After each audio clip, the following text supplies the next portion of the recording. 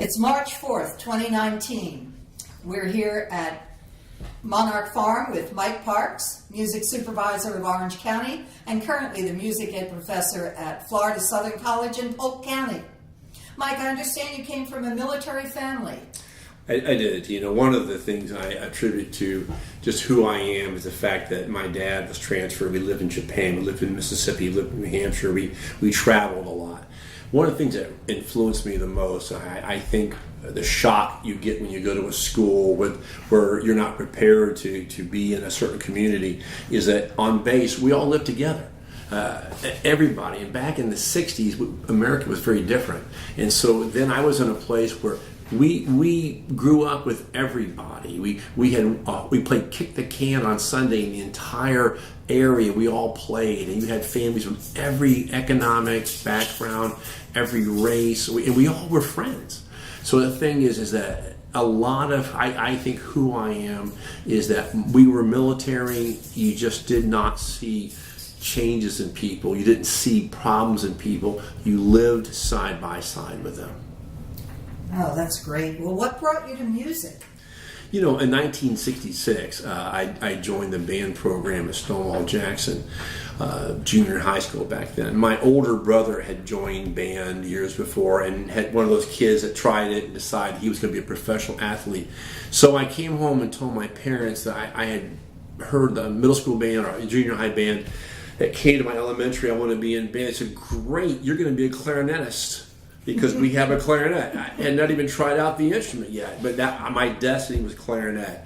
So as I got into it, you know, Dr. Madsen talks about this, and I teach my students this. Kids are in your band program for one of three reasons.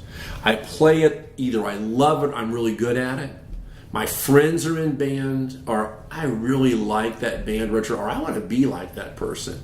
And so I learned early on, I was one of those kids that picked up clarinet. I was just good at it. I was the best. I can't remember not being the best player. Oh gosh, even I ended up being second semester my freshman year in college. I was principal clarinet, you know. So the reality is it was a natural thing. I always had friends, so we hung out in the band room. That was our home. And once you get that culture going, I kept thinking, I want to do this for my life. And I did. Mm-hmm. Band room is a happy place. Yes. Where did you begin your teaching career, and then how did it become music supervisor and college professor? Yeah. I started teaching at Howard Junior High, Howard Middle School now, which is the downtown Orlando. You're right in the very center of Orlando.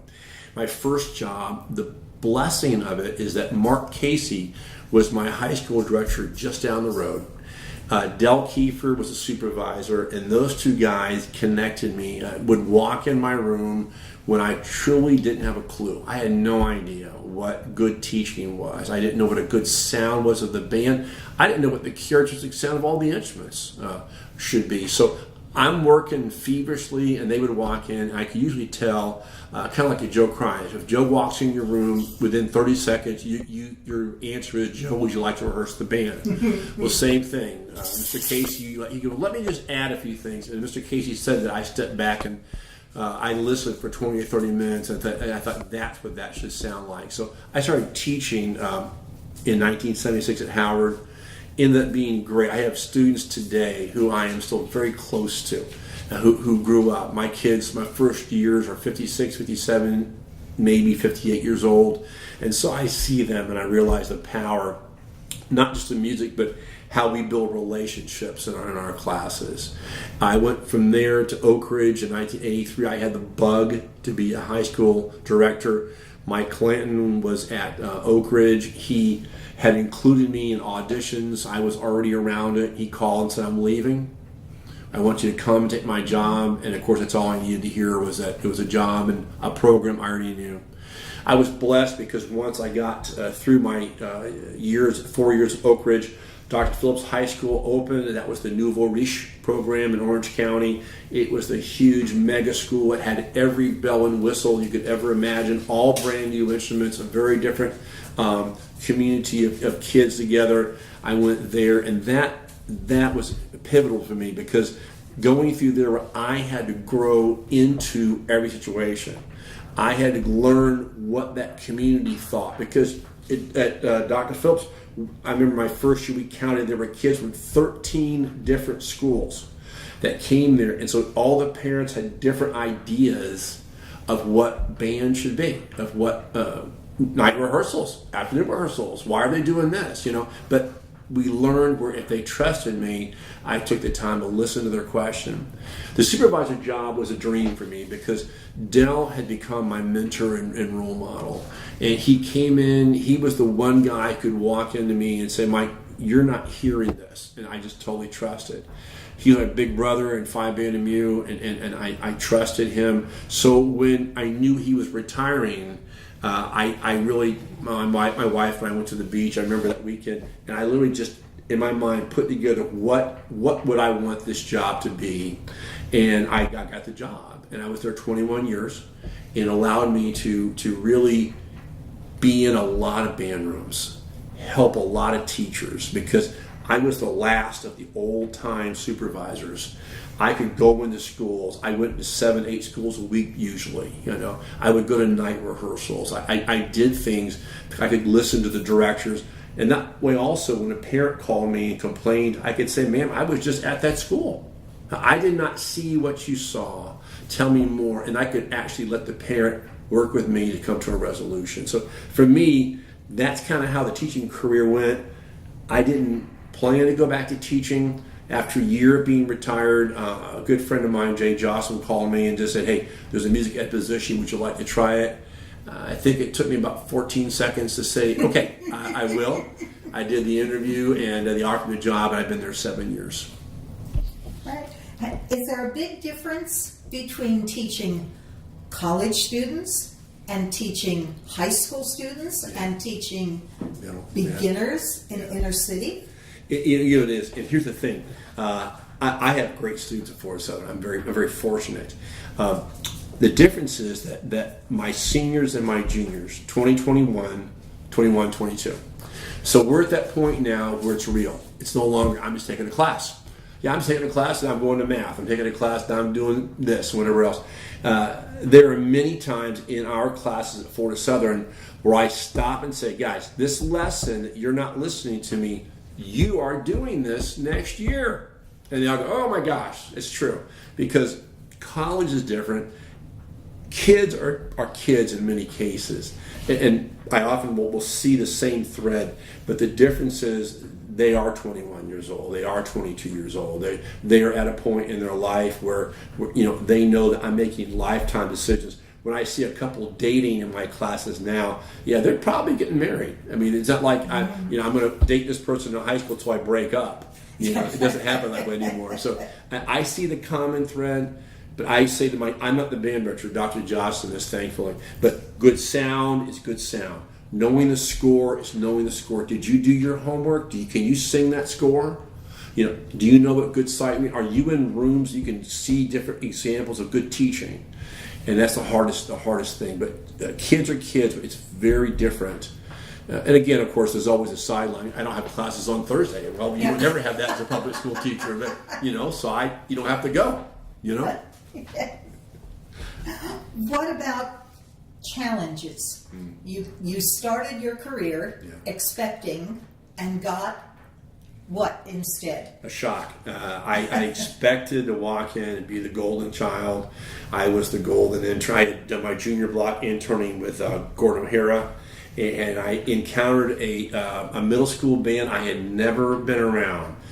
Gordon taught at such a high level, his level of expectations of every student, every rehearsal. I can't tell you how much that just impacted me. I interned then with Charlie Cottle at Leesburg High School. Could not be more different, the two guys. I mean, the similarities, they were both kind to me, they both reached out to me, and yet Charlie was in a rural school. The kids there, I remember doing reed checks and finding half the reeds, I couldn't make a sound on a clarinet and saxophone, and saying, get another reed, they would say, I don't have another reed. There was one music store at that time, and so it was very different for me. But those kind of challenges, I didn't know what I didn't know, and I think most of the young people that I meet are the same way. As a supervisor, I interviewed everybody, It was very difficult to get a band job in Orange County if you did an interview with Mr. Parks, and Mr. Parks recommended you to the principal. That was very difficult because that's how we did it then. And I would see so many young people that just did not know what they didn't know. And all they wanted was a chance. And you had to make up your mind, is this person going to learn on the job? Is this person going to walk in and say, I need to call, Cindy Barry, I need to call Ken Williams, I need to get people in my room to show me what could be. And so that's an important one. The interesting part of challenges, my first job at Howard Junior High in downtown Orlando, major poverty. I had never been taught that. I had never lived that. So suddenly now I'm in a school where they can't get an instrument. If they can get an instrument from a pawn shop, from grandma, from grandpa in the attic, wherever they got an instrument, a lot of my kids, and just know, some of them were very middle class, but I had more poverty than I ever had experienced. To get a reed, you need to get a trumpet snake, and they would, I can't afford that. So if you ever did a trip, you knew that half the band couldn't go. That they couldn't go. So I was constantly that beggar who went to PTA and to any organization, could you please pay for these kids to go here and go there. So I think when we realize when we graduate from college, you have to learn your first year or two, what do I not know and how do I ask for help? Because there are so many people who would love to, and sometimes it's a friend. It's somebody your same age that says, you know what, here's what someone taught me. We think it has to be some older person that does that, but sometimes we go out with a group of friends and we just listen and say, I'm going to try that tomorrow. So the challenges I had, I don't know how I got through them, but I was very blessed to have done so. What were some pivotal moments that brought you musical success and life success? Yeah, it's funny. Pivotal moments, of course, you go through the fact that as a young director that Del Kiefner, Chief Wilson, Mark Casey, Gordon O'Hara, Jack Williams, just people, I would say Gordon O'Hara, they would not let me fail. Those guys would not let me fail. And I listened because I was scared to death of all of them. I was my young 20s and all that. But so I remember every time one of them walked in the door and the fatherly counsel that this piece goes like this, or why are you allowing the trumpets to overblow? I had not even heard the trumpets overblow. Percussionists should not be doing this, didn't know that. So it was like a master's degree. But my first superior, because everybody says to you it's not important, and it is our livelihood, it is our profession, and so you have to have validation at some point. I just judged sight reading this past weekend in a district, and some of the young directors who were just glowing because they got their first superior ever, because now that meant they could breathe and just teach. They didn't have to prove themselves anymore. I think the fact too that I kind of knew when to leave the positions I was in. I didn't plan to leave for any of them, but to go from this junior high middle school job to Oak Ridge to Dr. Phillips to music supervisor, retirement was easy, 35 years, but then, like I said, I didn't plan to teach college, but when I started, it felt natural, and I watched so many of them. I see so many of those graduates and how they're doing. I have a real sense of pride. Oh, that's fantastic. Important part of this interview is words of wisdom and advice that you would like to pass on. Yeah. It's the same thing all of the mentors that I know have always said. You've got to ask people questions. You have to ask people to come in your room. You have to be willing. And here's the thing: if you don't, then there's a certain point we have to, for our own pride, try what we've learned.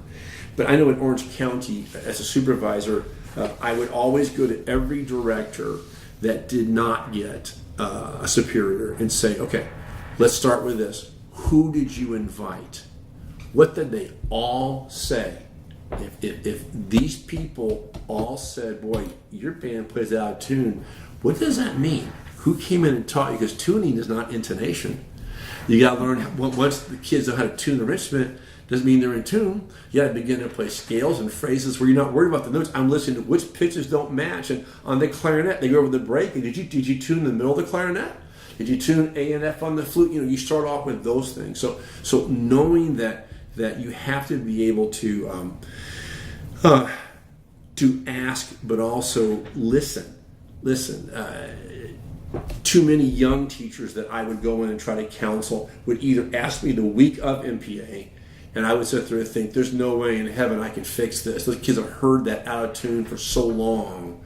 You're not going to fix it. You could have asked me 3 weeks ago, 4 weeks ago, I could have gotten a start for it, or even earlier in the year. So I think that ability to just realize that it's okay if you don't know everything, but it's not okay if you continue with it. You've got to say at regular intervals. I'll tell you a very short story. Mark Casey retired, one of my major mentors. Right that year, the Music Educators Journal had a great article about retired directors. Why are we not keeping them? Why are we not having them involved? So I went to my boosters at Dr. Phillips, and I said, I want to invite this man every 2 weeks. We put a desk behind my podium. He would come in after all 3 bands and scores, and he had a notepad, and he would not work the band. One time, I think I misinterpreted a piece, and he finally stood up and said, okay, I'll rehearse this. But his notes were golden to me. And here I was at Dr. Phillips High School. I was an experienced director. I was making straight ones at MPA. But we were trying to get to a consistent state level, and he would just sit and listen. And I always think that's a moment where, one of the smartest things I did, I happened to stumble upon that article, and he was my parents gave him $30 gas money. He said I would go buy fishing bait and go fishing with him, But it meant the world to me that he listened, and my kids loved him.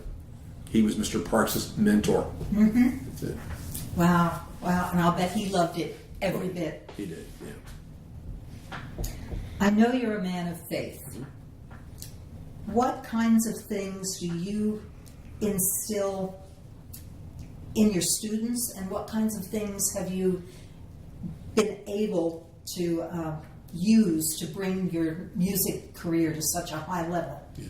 I think the thing about it, and we all are who we are, you have to believe, but I know with the sight reading I did this weekend, I talked to a lot of the groups about they would sight read something way over their head, and they got through it. I told them how proud I was of them.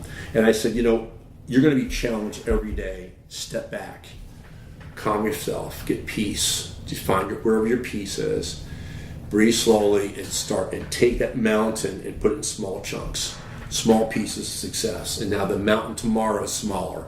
And when I did my lesson plan every Sunday after church, I listened. I tape my bands every Friday. My wife will tell you 2:30 every Sunday. I push play. I made my rehearsal notes, and the goal on Monday was, well, by Friday, can I be here? Every week that mountain, which it could be MPA or whatever you want to do, it got smaller, and now I'm bringing in guests saying you're right on the money. Do this, you're on the money. And then I knew, because I had 3 or 4 or 5 very good FBA judges as friends who would come in and listen. I put my Dr. Phillips band, when I started, I had 3 very good friends, Cindy Berry, Terry Patashaw, and Ken Williams, Lake Brantley, Lake Marion, and Winter Park. And the 4 of us did pre-MPA together. Or we would all go, if Terry I remember going to Lake Marion, Ken and Cindy and I sat in the back with scores for her and wrote notes. And I always think things like that, where you put yourself with people, where you're constantly, because those 3 were always friendly to me. They always pushed me up a whole level. When I put my kids sitting next to Lake Brantley's French horns, they played a heck of a lot better because they were sitting next to Winter Park French horns or Lake Mary's. It was really wonderful to have friends and colleagues of that kind.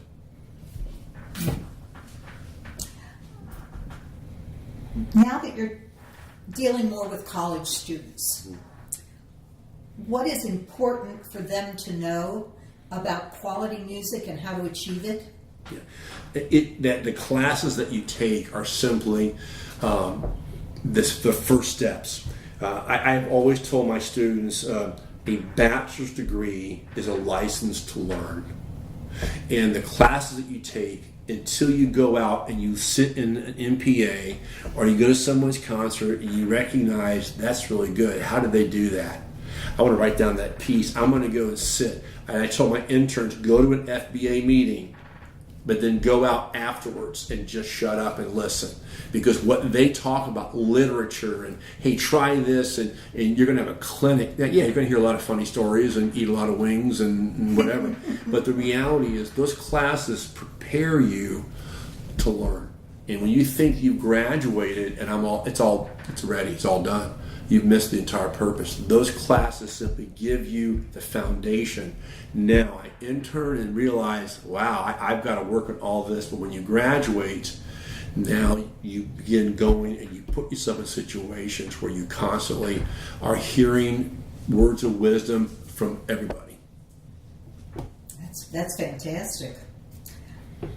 What do you do to keep your creative juices flowing? How have you kept the passion in your work? Yeah, well, first of all, I either wisely or unwisely didn't retire. So I retired.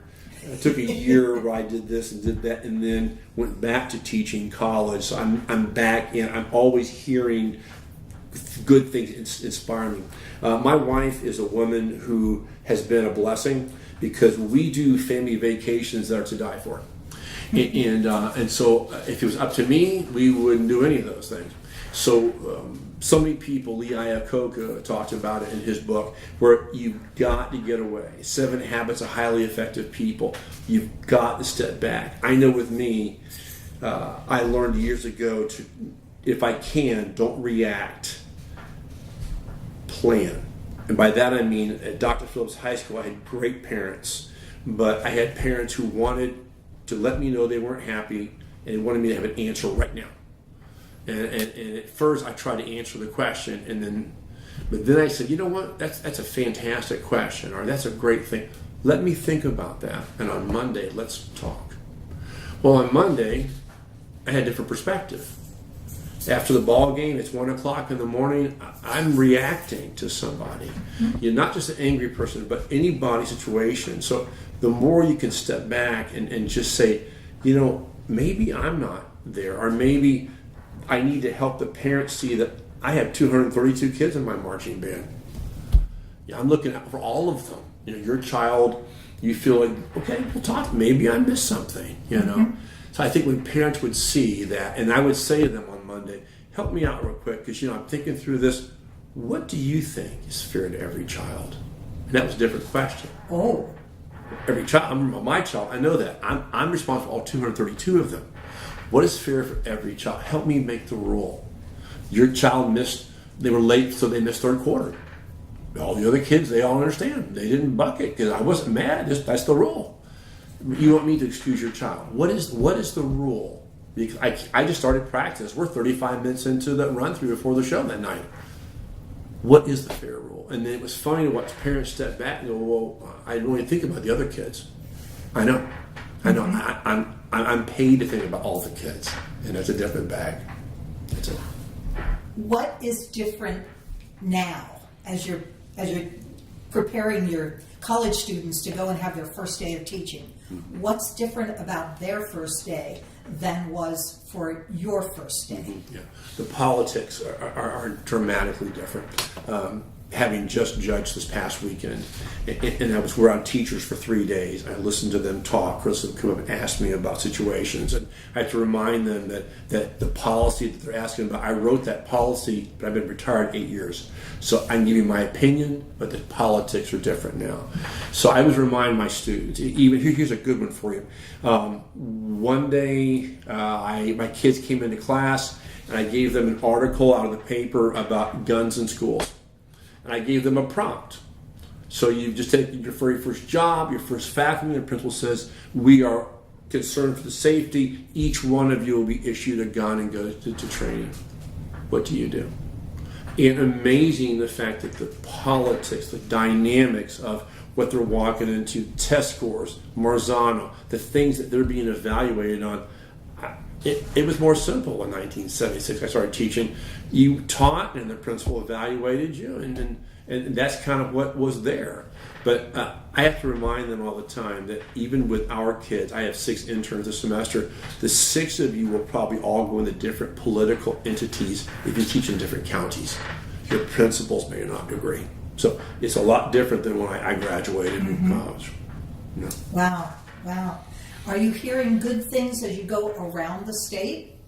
Because I know you travel. I do. I am, yeah. I hear good things. They're great people. I always look, there was a nice group of young teachers at the MPA I was judging this weekend with sight reading that I immediately said to myself, not to them, I would have hired them. I mean, when they came to their interview, I would have called the principal and say, I'm sending to you your new teacher. Now, I was not allowed to offer someone a job.